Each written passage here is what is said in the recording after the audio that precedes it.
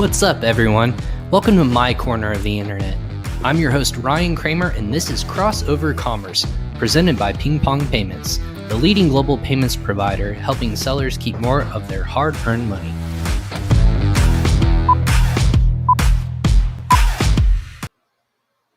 What's up, everyone? I'm your host, Ryan Kramer, and welcome to episode 50 of Crossover Commerce. Little party emoji there.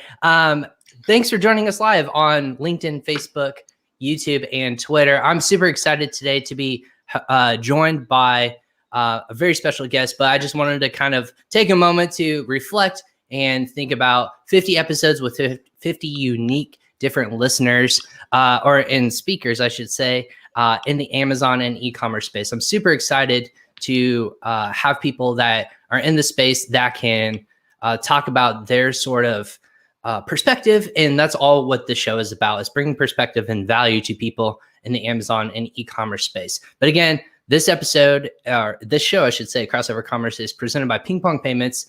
PingPong provides marketplace sellers and entrepreneurs global solutions for controlling their domestic and international funds.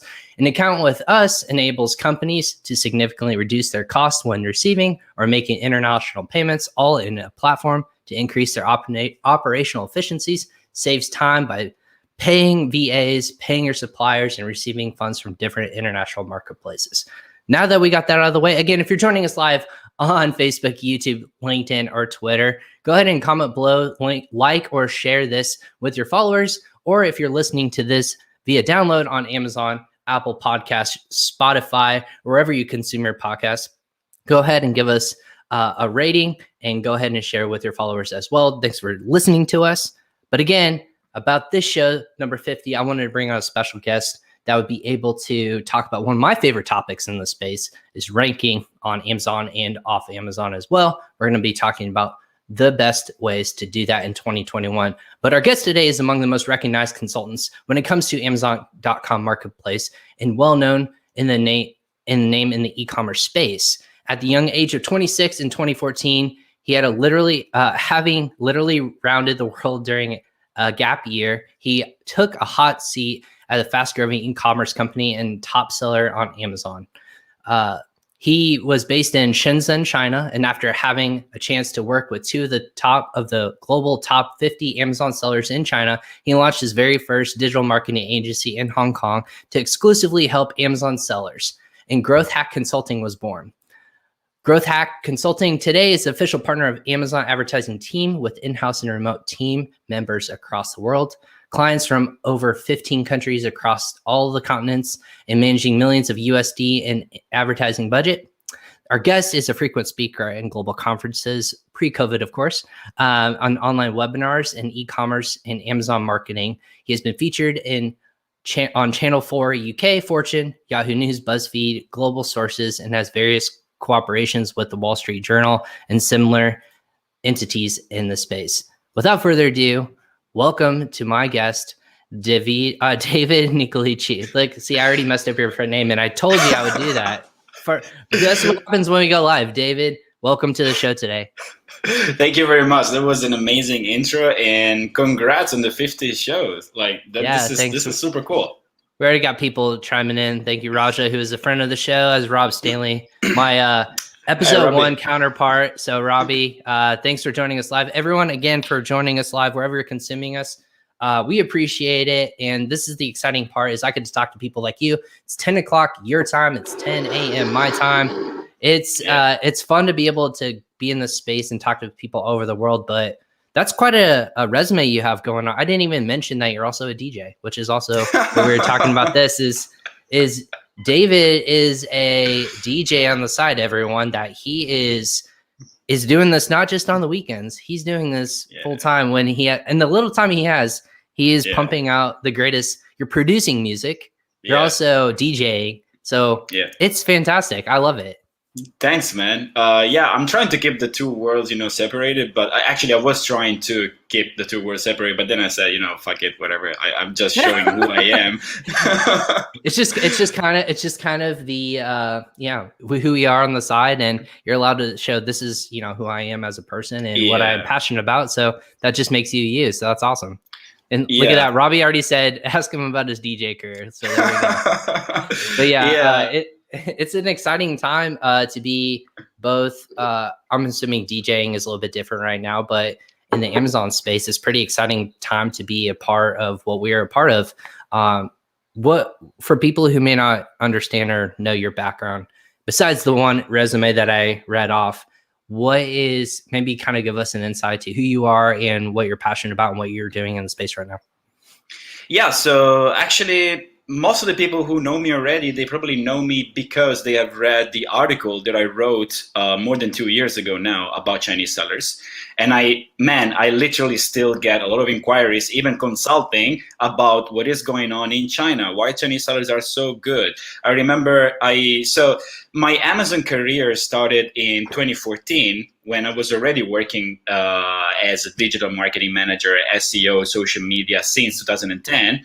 I have studied communication and business. Then I started working in digital marketing, but I had no idea of anything that was going on in the Amazon FBA space. And in 2014, I got this job with Sun Valley Tech that is, I think, still currently one of the top sellers from Amazon. They are huge. They own a lot of brands. They make millions in Amazon. And I started learning.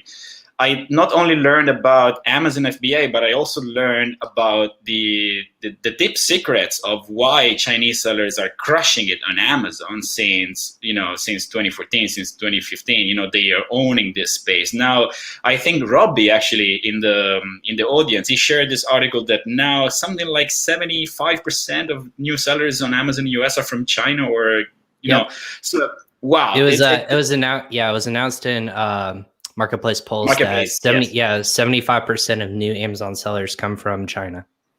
Yeah. You have to consider also the duplicate accounts, etc. But it's still a huge number. And I was based in Shenzhen. There is a city where something like almost half of Chinese-based sellers are based. So that's incredible. If you wanna, have Amazon knowledge on steroids, just go to Shenzhen. So I discovered a lot, and I unveiled to the world a lot of secrets of Chinese Amazon sellers. And that article that I wrote, that is around 10,000 words, it's really in depth.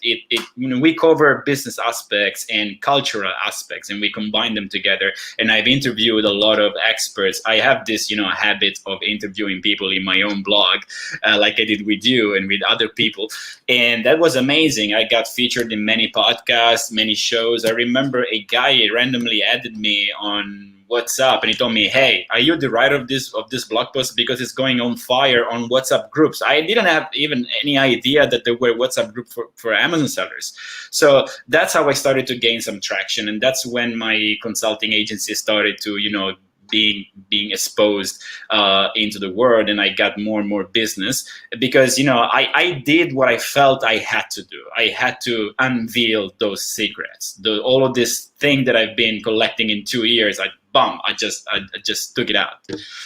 And I'll make sure for the article that you're referring to, I'll make sure we link that in the comments too, and make sure that everyone has access to what we're referring to later on. But just a couple more comments. The DJ and Amazon expert, what a deadly combination. From Raja again, the rest of buying from China.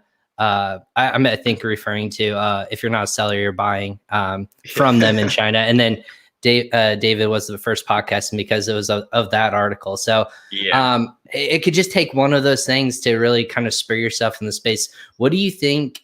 So you said like you got noticed in like tier 1 publications. What was that like in terms of people recognizing you? Like, hey, do you mind talking about us or contributing to us in like these articles, that are internationally known? What was that like? It was super cool, because then I got this exposure, and I got contacted by the Wall Street Journal. Even though I never really had my name in one of their articles, I was, behind, the desk and behind the scenes. I was helping the writer at that time, who was based in Hong Kong. I was meeting him like on a monthly basis, really telling everything that I knew about Chinese sellers, and that escalated to getting interviewed by BuzzFeed News. I was featured on their article where they're literally quoting Jeff Bezos, and right after that there is my name with a link to my website. And then I started having presence, in global sources, Global from Asia, other conferences. I was supposed to speak at the European Marketing Summit. It's been canceled for COVID. And then Channel 4 UK, yes, in national TV in Italy, and other kind of things. So yeah, that was quite good. But you know what actually? So I'm gonna say this, and I'm gonna tell you why I got to write that article, because I got a lead of a client trying to get in touch with me, because at that time I was working for Aoki, that is also one of the top sellers from China, and they were literally looking for the agency that was helping Aoki to get into Amazon, and we were helping them at that time. The good thing is that I'm a Western, I'm European, and I was helping Chinese sellers. This gave me a trust to my target audience that are Amazon sellers, because they wanted to know how Chinese were doing, but they didn't want to work directly with Chinese agencies, right? So they could trust me. What happened? They invited me in Berlin, and they told me, okay, let's just have a conversation for 1 hour. I went to their office. This 1 hour turned out being 5 hours, where they pretty much asked me anything that I could know, what they could think about, how Chinese sellers were ranking so fast, so quick, were selling so much on Amazon. I took some notes, and then I translated those notes into this article. That's amazing. And how long was the article? Was it like a certain length, or was it almost like a book? Like how long for people? Yeah, some people say I could just, some people can just make an ebook out of that, because I also made a follow-up article that tells you how to, fight back unfair competition. So you can, it's very easy. If you Google secrets behind Chinese Amazon sellers or secret Chinese Amazon sellers, you will find it on We Are Growth Hack. It's around 10,000 words. It takes you a good half hour to go through. Many people read it several times. There is a lot of links to very useful content. I interview a lot of people, and then the next article is around 12,000 words. So combined together is 25,000 words. It's a lot. Right. Yeah. You just you pour yourself a nice drink, a nice fire, and then put it, and then read it on your phone or your ebook or something like that. So no, that's exciting. Like I've read a little bit. I need to obviously thumb through more of it, but we'll make sure that we link it out to our listeners and our watchers as well. So from this spurred your agency. So you gained this knowledge. You're not from China. But you live in China, right? No, you're not in China right now. But your agency is in China. Yeah, in Hong Kong. It's registered in Hong Kong. Yeah. Gotcha. But you're from Italy. So what was that transition like? Why move from Italy to, you're in Phuket right now, correct? I'm in Phuket, Thailand. Yeah. In Thailand, okay. Yeah. So what was that transition personally? Like why move from Europe to build a business in Hong Kong, but then also live in Phuket? All right, so that's quite a story. I was living in Italy. We got some time. Yeah, yeah, that's okay. Yeah, we could talk about ranking in the last 5 minutes. That's great with me. We'll get into it, but it paints a picture for our audience, for people to understand, in your perspective. Yeah, exactly. No, but I love it because anyway, I don't have slides, or I'm going to keep it very discursive, and I want to teach people my mindset. We will talk about that later. So, how did I end up in Phuket and in China and in Hong Kong? I'm Italian. I started traveling when I was 21.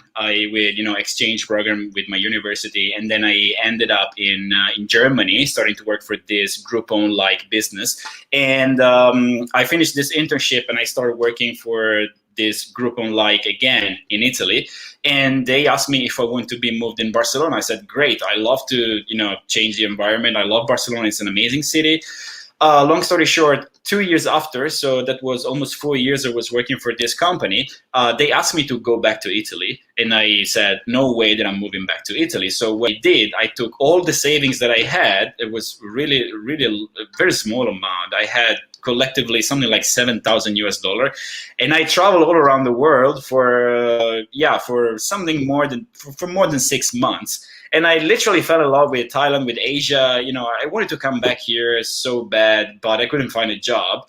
So what I did, I was starting looking for different jobs, but it was really hard at that time to get a job for me in Shanghai, big cities like Hong Kong, Singapore, Bangkok. So a headhunter told me, why don't you look into Shenzhen and Guangzhou that are pretty much booming right now? They have a need for, international talent. So I had this kind of skill set because I was doing digital marketing at that time, SEO, social media. I could speak 4 languages. Somebody what 4 languages, real quick? What can you speak? Yeah, so I can speak Italian because I'm born in Italy. I can speak German and Spanish, and sometimes I speak English also. Hey, you're doing a good job. Like that's better English than I say sometimes. So like you're doing a great job. No. Actually, living in Asia brings down your English skills. Like seriously, this happened to my native speakers, English friends. So what happened? I moved in there. Like for me, it was a complete it was a big question mark. I didn't know where I was going. I'd never been in mainland China at that time because I traveled all around. I have been in Taiwan before, in Thailand, other Asian countries, but never in China. I had a big cultural shock, but I started learning about Chinese mindset and entrepreneurship, something that I love because I had in my mind, at the back of my mind, that I would eventually become an entrepreneur, settle my marketing agency, but I thought I would do it when I was 35. I'm sorry, and I'm 34 now. So I actually launched my agency when I was 29. Yes, 29. Yeah. That's awesome. I mean, so right from the get-go, you just knew like you've went with the opportunity and whatnot. Are you still currently selling on Amazon, or is it more just consulting and more techniques and helping other people grow? Yeah, it's just consulting. I don't have the time. This is something that I want to do, but I'm doing too many things. So, I can't be also an Amazon seller full time. I know. That's why I tell people, I'm like, I would sell on Amazon, but I don't know if I would ever see my wife and child ever again. I mean, like to be fair, like obviously Amazon's a full-time job, and without like people getting upset with me or you, I think people like join Amazon to get away from a 9-to-5, but for people like you and me, we like helping people, which requires us to be available to work 9-to-5, but then other times of day.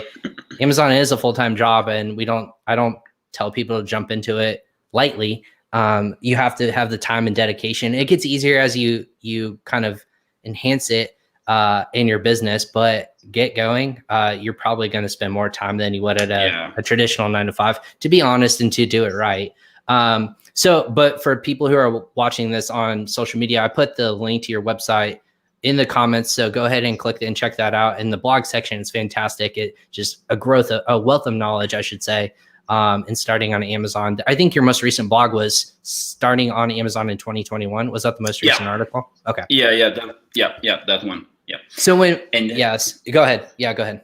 Yeah, and then we had this amazing article, that had already thousands of views, and we normally don't run ads about trends and prediction for 2021 by top Amazon experts, and you were there. Thanks for being there. And so we probably talk about this a little bit as well, because ranking, you have to say what is working in 2021, how you do it. So I had some nice content there by a few experts. We will also quote them. Yeah, absolutely. I mean, and that's the thing too, is I always tout this show is like, it's all about perspective. And each seller and each person won't have the whole picture. But when you get a picture from multiple different people like you did in those trends and predictions, I think it kind of gives a lot of people insight on what to look for. It's not going to be as ridiculous as like, Amazon's going away in 2021 or anything like that. But like as a whole, we kind of see where things are going to go. Speaking of kind of predictions, and this is kind of like apart from, we'll get into ranking. The news yesterday kind of shook the Amazon world that Jeff Bezos is stepping down as CEO, but will be executive chairman. What was your thoughts on that when you heard about that? This is funny. I woke up this morning. No, actually, I didn't wake up at this notification. I was going to say that I woke up at this Clubhouse notification. I didn't. I woke up this morning at 5:30 to jump into a consulting call with a client from the US, and I'm still awake at 10:30. You're like me. You don't sleep anymore. I want to sleep. Exactly. So, okay, don't call me on Thursday because I'm playing at, the club. Exactly. That's your day off. Yeah, that's my day off. And so after I finished the call, I got a new shower. Because I was like this, and I got a lot of notification in Clubhouse of people starting rooms about Jeff Bezos, stepping down. And yeah, I got in late into the main room, but so there were pretty much a bunch of different topics. There's a lot of speculation and a lot of conspiracy theories. And there is a lot of people saying, okay, Jeff Bezos is pretty much tired of this shit. He doesn't want to deal anymore with all the bullshit of Amazon Seller Central and all the this kind of pain in the ass. He's made already a lot of money, and he wants to focus on some other projects. Like space, etc. Which is no small joint venture to go into space. Yeah. But yeah, exactly.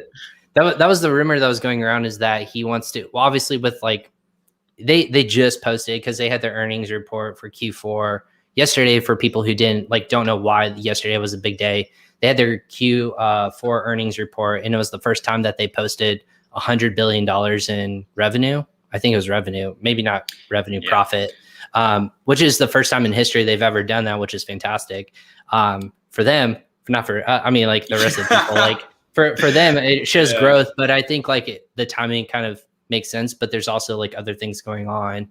It kind of under the table, they are paying out, other workers and delivery people with the wages that they withheld or the tips they withheld. That's kind of the ugly side of it. But in terms of the opportunities that are out there, I think he wants to go back to innovation. And he just, as a CEO yourself, you probably know that you just don't have time when you're running day-to-day operations all the time. Yeah. And the thing that I was pointing out in this room, because I didn't really get too much into the details of the information, was this: look at the Amazon stock. The value didn't go down, right? Because they actually published the earnings like a few hours before communicating that Jeff Bezos was stepping down. So Amazon is still very healthy. The fact that Jeff Bezos is stepping down is not alarming too much people as it would have done, in another situation, because it's pumping right now. Yeah. Is that going to affect third-party sellers at all? Or do you think that has literally zero impact on third-party sellers or private label sellers? I think there's going to be more AI, because the new chairman and the new people on top are more AI and tech savvy than Jeff Bezos. Andy Jassy. Yeah. So this was the general sentiment in the Clubhouse room. By the way, if you don't follow me, Davide Nicolucci. Are you in Clubhouse, Ryan? Right. I'm not, because those people suck, because they only allow it for Apple products. I want to. It would be nice. Yeah. They only allow iOS. This is the funny thing I've heard or I've seen and witnessed, that for people who are watching, this is my disdain with Clubhouse. Even though it's really good and it's really profitable, I say profitable, they're going to go places, I think. For Clubhouse, what people if they don't know what Clubhouse is an audio only app, but it's really big for people networking, especially now in this time of in this era when a lot of people are stuck at home. It's ways to listen to people. Like Elon Musk the other day jumped on with the CEO of Robinhood. It filled up. I think 5,000 people can go into a quote the app crash room. By the way. Yeah, the app crash. And it's things like that where you can just listen to them talk, and it's not recorded. It's all live, and you have to be there in the moment, which is kind of fascinating in terms of that capacity. It's not something that just exists, and like a webinar, you can watch it later. So I think it's really cool. But the downside is that it's not on your desktop, because I have a Mac computer, but I can't get on it there. And then also you have to have an Apple device, so an iPad or an iPhone, which I have neither. I have an iPad, but it's too old to download the stupid app. So here I am missing out on something that's really cool. As cool as Clubhouse. Well, but they'll innovate, they'll grow. Yeah, they will. Or probably an Android developer will come up with something similar. You never know. Yeah. Probably they're leaving this door open to someone else. You don't know. Well, Twitter is doing something very similar, and I've been kind of following them because I think they have a user base that would make sense too. But I think Clubhouse, they did the series of fundraising where it's they have 8 employees, but this $1 billion valuation already, which is pretty crazy to think. But I think it's really cool in terms of what it's doing for networking and how people are connecting. I've heard people just say only good things about it. So I am the sour person because I can't get on it. So that's what it is. It's like FOMO, or fear of missing out. I love to be sour, man. Like, give me a topic. All Well, right. speaking of topics, let's get into it. So 2021, Yeah. I come from a company that was big for launching products back, in 2015, 16. There, that was how Viral Launch got started. And there's different ways that Amazon touts. It's a really big topic because you need to learn how to launch a product successfully in order to be successful on Amazon. So that being said, there's a lot of like hurdles that Amazon kind of throws at you in order to do legit ranking and to be successful. What are you seeing for 2021 that are going to be the best ways to rank products either on Amazon, off Amazon, or both? Yeah. So first of all, disclaimer. Because of the huge amount of content that there is out there, okay, I'm not going to give you a step-by-step process. Also, Right. because I have done it already in my YouTube channel. If you guys want to see that, the way that we rank products using external traffic, Facebook influencers, and PPC is there. So I'm not going to duplicate it. Also, because I'm tired of explaining to many other different webinars. I've been doing like 20 times in the course of the past year. Just go to his YouTube channel, check it out. We'll make sure we link to that as well. Yes. So what I'm here to give you today, guys, and this is the last minute, decision of not, following the same topic list, is this: give you a different mindset. Try to shift the focus of your attention into something different that I don't find as many times present in the space, in the internet, in blogs and YouTubes, etc.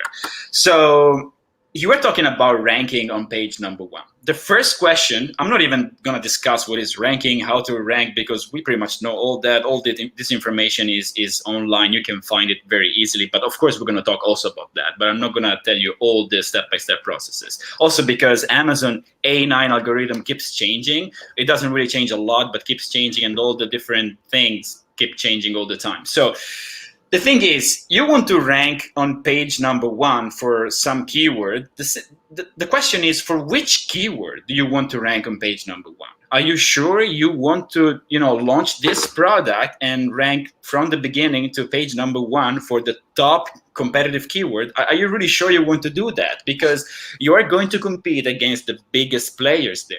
And you're going to compete probably for a keyword that could also not be directly related to your product, because it could be a very broad search terms. Because we know that the keyword that actually get most of the impression and search volume, because we all can use brand analytics, most of the time are very broad search terms. So what you should do is you shift your focus to rank on page number 1 for a particular keyword that describes your product, or that actually describes how your product solves the problem of the user, because it's all about this: how your product is beneficial to the end user, how the user why should the user buy your product. So if you see, my point of view is still a very theoretical point of view. I don't like to get too much into the nitty and gritty, because I've done it before. There is other space to do that, but here I just want once again to give you this mindset. So is it only about search volume or not? Are you sure that you really buy only the products that you find on the first page when you first make a search on Amazon?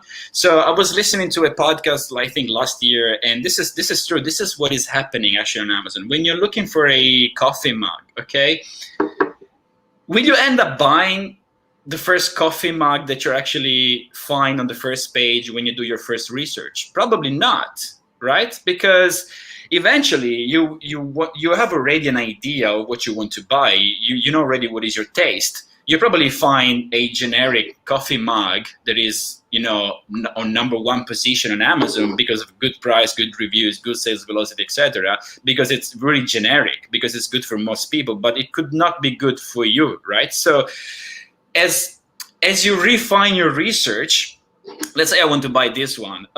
This is like a IKEA-like. So this is ceramic, white, whatever. Or maybe you have very sensitive hands. You don't want, to burn your hands. So you will start refining your search. So this is the shift of the mindset that you as a seller have to make in your mind. You have to try to rank top search results for the particular keywords that are a lot related to your product. So this is the first thing you should think of. Don't try to rank for coffee mug. Okay, that's going to waste your time and your money probably, because you spend a lot on PPC and external traffic and all these kind of things, etc. And still you're competing against the biggest player out there. And I think that most of the sellers here are new sellers, or 6-figure sellers, 5-figure sellers, probably 7-figure sellers. Okay, because huge sellers, they already know how to rank on Amazon. They don't need pretty much to listen to this, unless they really want to listen to my story and to my DJ stuff. But most of the sellers, they're trying to find a way to rank. So if you're trying to find a way, don't compete with the big guys. When I was at the conferences until pre-COVID, people were saying, okay, one of the best ways to get keywords for your PPC is run the reverse Asian search. Boom. you will get a lot of relevant keywords, yes, but with a very high search volume and very competitive. Don't start from the top search terms, from the top competitive keywords. Start from what really makes sense for you, for your product. And this goes back all to the same issue. Being a good marketer, being a good seller, you have to find a product that solve a specific problem of a niche. I was interviewing Amy Weiss. She has an incredible mind. She was explaining to me, we will publish this episode soon on my YouTube channel, how to operate product selection. She pretty much takes the entire market. She doesn't use tools. I also am not a big fan of using tools. And she breaks down, what people really need in a product, and she makes a new product out of that. So with this, you're already without your competitors, because you will be the only one. So you have to have the same mindset. So what I want to give you today, guys, is a mindset more than a list of things that you have to do one after one. I was literally looking, okay, what kind of content we find today, February 2021, when we operate the search on YouTube, how to rank products on Amazon. And yeah, there was this, checklist. Reviews, traffic and conversion rate, etc. Yes, you have to know that. But if you apply it in the wrong way, you lost already. Something that, so this is the first thing that I have to say. Do you have anything to say, Ryan? Oh, no, I was going to say, you've hit the nail on the head in terms of everyone kind of knows the strategy, but if you don't apply it step by step, I always start with find your micro niche that people don't buy a product and then try to fit that product into all these keywords. Find the keyword that is going to yield results. There's not a lot of competition. It's very unique in terms of like search volume, but then that's when you develop that product and go from there. So it's really just kind of you got to do your research. You have to do what's best for what's out there, and then kind of iterate from there. Like Amy is a friend of the show, and she's been on too.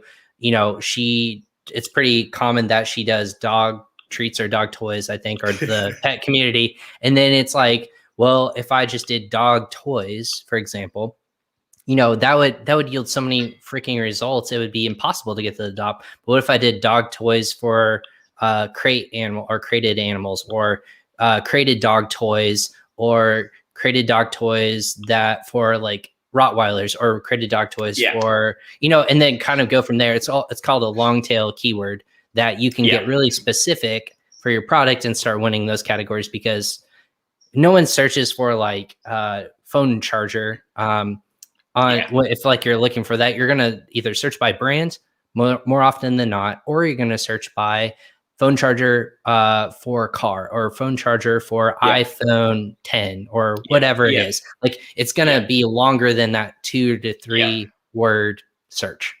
Exactly. And later on I would have started talking about niche, micro targeting, etc. So we are on the same page, at least. Yep. Okay. Absolutely. It's okay. So, you got someone who understands it all on the same page. So something also that I didn't find enough online, but I've been talking about this a lot, is relevancy score. How many sellers don't know what is relevancy score? This is really, really important, and I almost never find it when searching and listening to people who explain what ranking on Amazon is. This is fundamental. The relevancy score is pretty much the score that Amazon gives to your product for a particular keyword search in terms of results. So what position your product, this coffee mug, would have for white coffee mug in terms of organic and paid results. So you have to understand that you have to that you have to understand what relevancy score is, and you have to put your effort into making it better. And you have to, of course, to bid on the relevancy score for keywords that are relevant for your product. So long tail keywords, niche targeting, micro targeting. We will see this later when I will break down a little bit the strategy that we use without getting too much into the details. So understand what is relevancy score, why Amazon gives this to you, and why you would appear lower or higher in the search results. And there are ways of actually getting a better relevancy score. That is pretty much the same way that Amazon A9 algorithm works. So you would have to have better reviews, better content, search terms, and sales velocity, conversion rate, etc. So all of those things, you need to know what they are. We're not going to tell exactly how to improve each one of them, but you need to know what they are, because they're very beneficial to your relevancy score. So if you want, I suggest you guys to do some extra research on relevancy score on Amazon. We have done a few pieces of content there for relevancy score. Now, yes, when it comes to reverse search ASIN, let me give you a valid alternative to that. You don't need to buy any tool. You don't need to pay any subscription. You have free data in your account if only you run broad PPC campaigns or automatic PPC campaigns. What happens? Amazon will attribute, once again, search terms, keywords to your search terms, search terms to your keywords, and you have already all of those under your nose. You probably don't know that. You download your search term reports and you take a look at the terms that don't convert into sales but have a very high click-through rate. These are good keywords for you, because it means that one person saw it, one person clicked on it, even if he didn't buy, okay, but still you have a very high click-through rate. So I normally stay between 100 to 50% click-through rate. And guess what? We make new campaigns on PPC, or we try to bid organically with the ranking strategy on those kind of keywords, and it helps. In some cases, we had an increase of 10% in the sales. And I mean, who doesn't want 10% more? And the ACOS is most of the time is really good. So this is also something, once again, change your mindset thing, change your frame. Don't stick to what all the other sellers are doing just because everyone else is doing. And you're not competing between me and you and our neighborhood. We're competing with millions of sellers. Half of them, no, 75% of them are from China. So they will outbid you. They will outcome you in any ways they can. You have to be creative. You have to think about what problem your product is solving, who is your target niche, how you can do micro targeting. So this is, once again, I'm just trying here, guys, to give you a different mindset. Absolutely. I mean, I appreciate. Yeah, that's good. Sorry to continue on that. No. Go ahead. Is there when people are ranking and that is kind of their mentality when you're coming into the marketplace versus if you're launching new products and you're already a seasoned seller? Are there places that you find it easier to start, like marketplaces that you're starting to tout people to like either jump into? Less competition or possibility of you to kind of stand out from the crowd. For example, in either Europe or in Japan or Singapore, where are you touting people launch products, if not in the United States?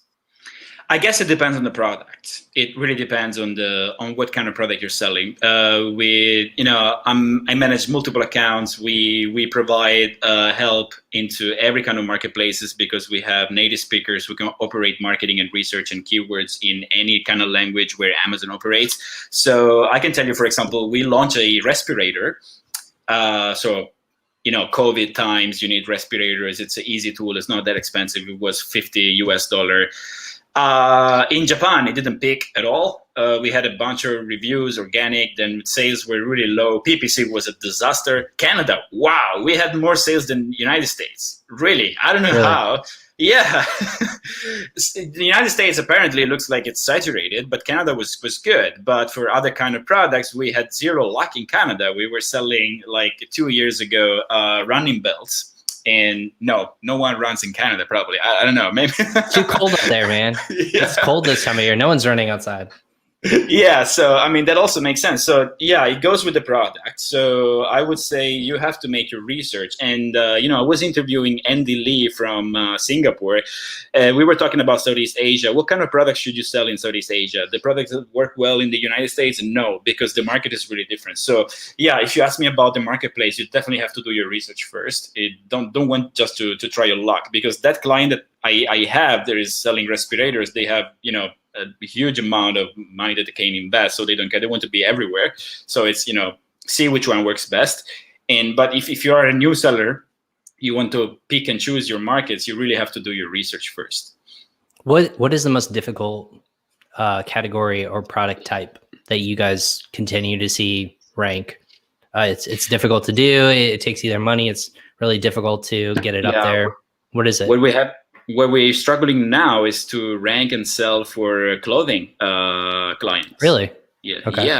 Yeah. It's a kind of niche product. They don't want to put down their price because they have this Italian designer. I mean, I'm Italian and I know, but yeah, you should see your strategy there. But that's what the account that is doing, the least for between our clients. And then what do you think that is? Is it just because of competition, or do you think it's more brands? Like what do you think is the reason? Yeah, I think it's both, because we apply pretty much the same strategy to each one of our clients, because we know how Amazon works, and I think it's a combination of the thing. But branding, we are helping them. We're doing everything that we can, optimizing something that I'm going to say later, but we can mix and match now. For example, your brand store, your branded advertising, and your content, your real estate. You have really to be careful about that, because even though it doesn't help ranking immediately, it helps your conversion rate. So conversion rate is very important for ranking. So you really have to pay attention to how you present your listing and your product. You're telling your customer why they should buy this, and you have to carry the same message from your website, social media, to your Amazon page and to your store. This is really, really important, including PPC and branded ads and video and display ads and everything. So I think in that particular case, it's probably a mix of price and the fact that they're still new on Amazon, because we're helping launch those products. And it's a very particular niche that is probably people don't really buy a lot on Amazon, and I can't reveal more information, but I guess this is it. And we had amazing results, for example, at last year selling supplements. Of course, there was a huge demand in immune system boosters, and using that particular strategy, man, we have multiplied times 10 their sales. COVID-19 was the right kick that brand needed, the kick in the ass to let them rocket, above. But we were able to sustain this kind of ranks. So, okay, as we're here, talking about this ranking strategy, let me just break it down very, very simply, in a simple way. And then people who are interested, if they didn't hear it already, they can go and check it out on my blog and on my YouTube channel. So how do we do it? Because I know, because of this way that I think, micro-targeting, external traffic, what we do. We use a tool that generates, tracking links, Pixify Me. So that's the beginning. That, by the way, it's not black hat. Don't think about that. It's it's a URL shortener, or it kind of like cleans up the URL, but allows you to track where traffic is coming from. Yeah, and also to add some keywords. So I've been teaching this to Helium 10, elite members. So that's completely fine. We are Amazon advertising partners, so there's no problem. Don't worry, you can use it. Okay. So with Pixify, it really helps you with to associate this customer search, these keywords to your product. But the funny thing is that if the keyword is not relevant, it somehow doesn't work. It's really funny, because I combine it together with Facebook, and so we take information. Just to summarize, we take information. We take top potential terms from PPC search term reports and from brand analytics, and also from some other tools. Zone Guru, I really love it. Helium 10, you can take it from wherever you want, and we make 2 twin campaigns. One exact match on PPC and one ranking campaigns with Facebook via Pixify tracking links, where we target the same keywords, the exact same keywords. So we have this double effect of paid and organic traffic to your Amazon listing using PPC and external traffic that go targeting the same keywords in a paid way and in an organic or external traffic way. And this actually has been shown to bring amazing results. What kind of keywords you select, you have to operate here micro-targeting. So for example, one example that I can give you is this. Once again, micro-targeting intended as long-tail keywords. For example, I was selling with another client, how is it called? When you, a TV mount. Okay. And a TV mount. So like you on the have wall, or is it a wall mount, or is it just okay? Yeah, the wall mount, etc. So they didn't know that, and this is something that I researched into their search and report after blah blah blah, matrix and going through everything. So I have discovered that actually a big, a nice and very profitable way for them to use their targetings, to come up with targetings, was to target specific TV models that were actually almost like a branded search term. Yes, like TCL or Samsung, whatever model TV mount, because of course people at the end of the customer journey, okay, when you're looking for the coffee mug, whatever, you already know what you're looking for. They will look for a mount for that specific TV model that they have, and that's when they're going to make the purchase. Okay, so that's when they're going to make the purchase. This is the kind of keywords you want to be definitely number one. So it's not enough to just put it on your title, but you have to run PPC for that kind of keyword. Something that I also suggest is run PPC with one exact keyword for one campaign for one product. That's also really, really boosting your paid ranking and your relevancy score, because you're telling Amazon, hey, I'm going to spend $50 a day, $20 a day only for that keyword, only for that product. I mean, more than this, what else do you want to do? And we were running also Facebook ads and external traffic using that Pixify that is pretty much helping, suggesting Amazon that you have, that you're using those kind of keywords, and it worked pretty well. So it bring down, I remember, the total ACOS from 18% to 6%, while increasing sales of a plus 50%. And I'm not talking of a 5-figure seller. I'm talking of a seller that made millions every month. So when you add the plus 50% in sales, that's a lot, because the numbers kind of change in that particular situation. So that really helped. I really suggest you guys to take a look at that video. I have a video on the channel. The video with most views is around 40 minutes, where I really break down this strategy, this ranking strategy for that we use for most of our clients. And we have been updating and evolving. So if you look around, you will find other videos related.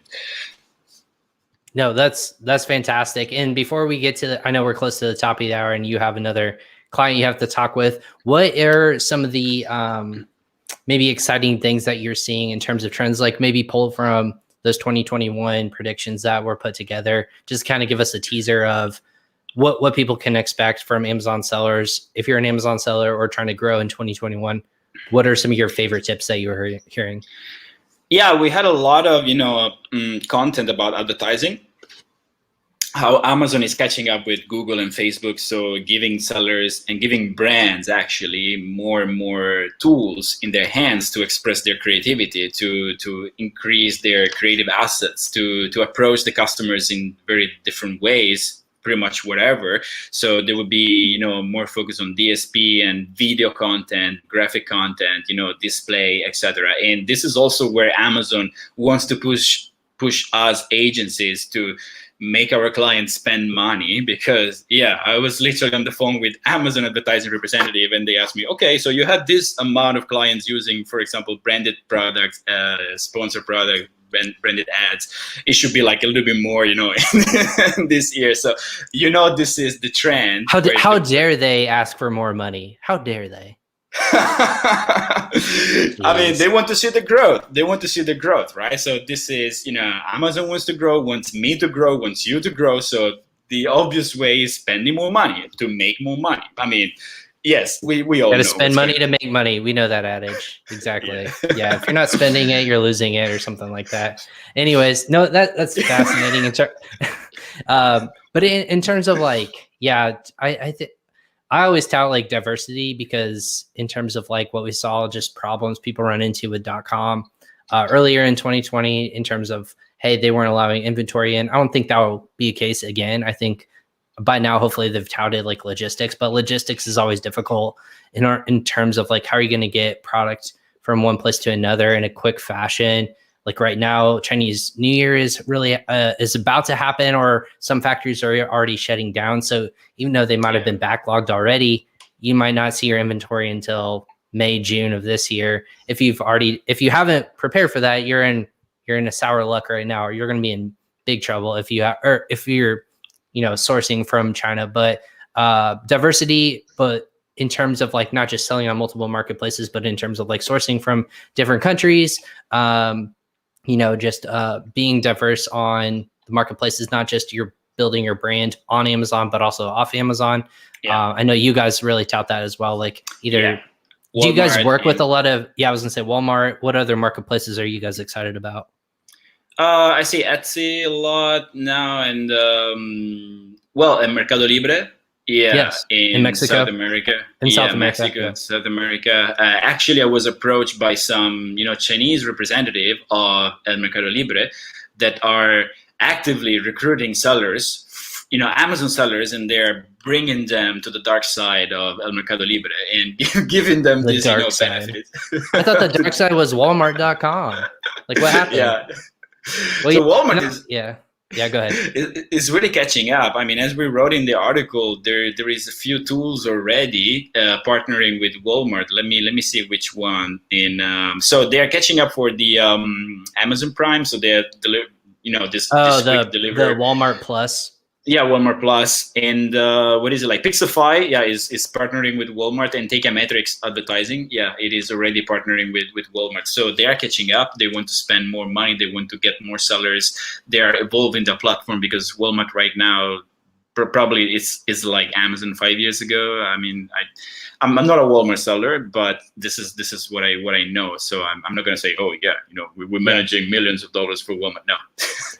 Yeah, another marketplace I'm actually excited about, and we'll cap it at this, is Target. I have heard that Target's going to start opening up. That's big in the United States, and I think it's a big marketplace that potentially could expand a lot of people's brands, both in retail and then online. But I'm pretty excited about that, because it's the notion of like, you walk into Walmart or Target, I should say, and then you walk out with like $100 worth of goods, like every time you walk in there. So I think you'll start to see a lot of retail stores open up their marketplaces to third-party sellers. So that wave will just continue to grow, not just on Walmart and on Amazon, but you'll start to see more retailers start to diversify in that regards. Awesome. Well, DJ David, it was a pleasure of having you here today. I am super honored to have you talk, because you guys are doing great things over where you're located. Where can people learn about your company if they want to work with you, if they want to consult, just pick your brain? Where can they find more information about We Are Growth Hack? Yeah, so you can find definitely on our website, wearegrowthhack.com. You can find me on LinkedIn, Davide Nicolucci. You can find me on Facebook. Don't find me on Instagram, but find my company on Instagram, We Are Growth Hack. You will just see party pictures and naked girls pretty much everywhere.